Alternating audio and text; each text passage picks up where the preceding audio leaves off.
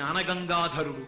ఎప్పుడు గంగతో తడిసి ఆ జుట్టు ఎర్రబడి ఉంటుంది. ఆ కొప్పుని ఒకసారి విప్పితే ప్రమాదం, ఆ కొప్పుని చుడితే ప్రమాదం, రెండూ ఇబ్బందులే. ఆయన ఒక్కసారి జట తీసి కొట్టాడు నేల మీద కొప్పులోంచి, అంతే వీరభద్రుడు పుట్టాడు. ఒక్కసారి జటాజూటం తీసి ముడేసి మధ్యలో చిన్న ఖాళీ ఉంచాడు. ఉంచి అహంకరించింది గంగ.